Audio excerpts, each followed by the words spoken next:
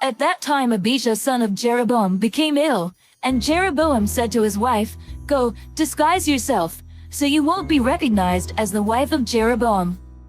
Then go to Shiloh. Ahijah the prophet is there, the one who told me I would be king over this people. Take 10 loaves of bread with you, some cakes and a jar of honey, and go to him. He will tell you what will happen to the boy." So Jeroboam's wife did what he said and went to Ahijah's house in Shiloh. Now Ahijah could not see, his sight was gone because of his age.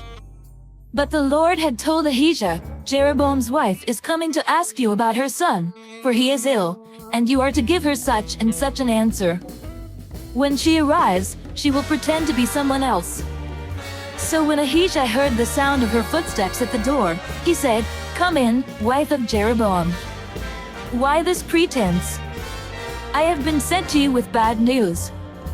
Go, tell Jeroboam that this is what the Lord, the God of Israel, says, I raised you up from among the people and appointed you ruler over my people Israel. I tore the kingdom away from the house of David and gave it to you, but you have not been like my servant David, who kept my commands and followed me with all his heart, doing only what was right in my eyes. You have done more evil than all who lived before you. You have made for yourself other gods, idols made of metal. You have aroused my anger and turned your back on me. Because of this, I am going to bring disaster on the house of Jeroboam. I will cut off from Jeroboam every last male in Israel, slave or free. I will burn up the house of Jeroboam as one burns dung, until it is all gone. Dogs will eat those belonging to Jeroboam who die in the city, and the birds will feed on those who die in the country. The Lord has spoken. As for you, go back home. When you set foot in your city, the boy will die.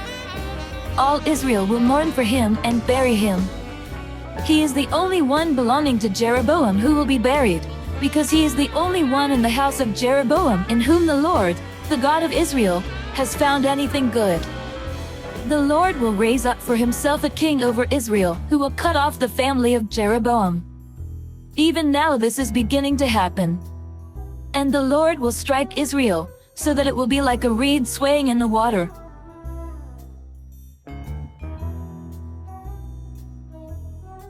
He will uproot Israel from this good land that he gave to their ancestors and scatter them beyond the Euphrates River, because they aroused the Lord's anger by making Asherah poles.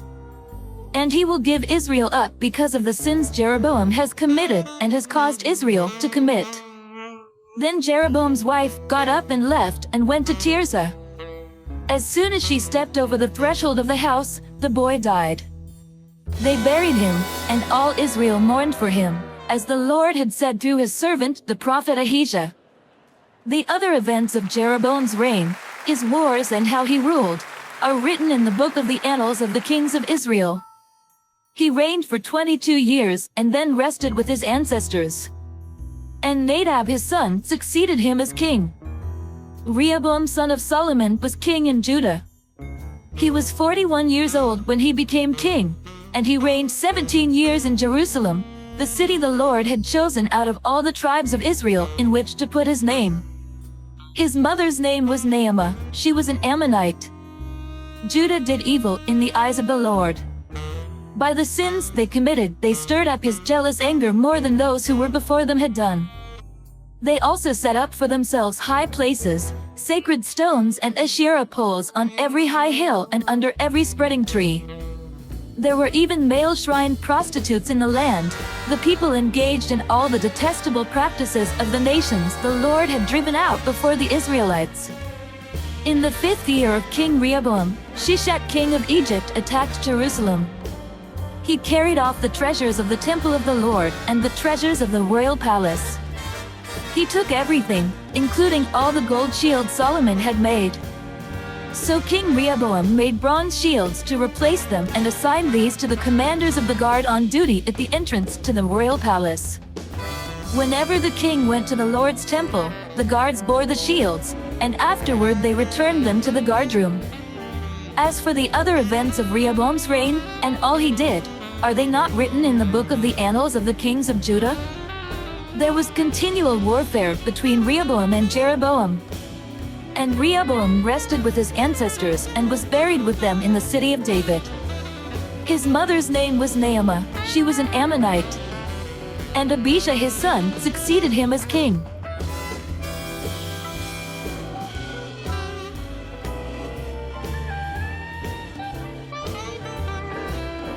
Come, follow me, and I will send you out to fish for people.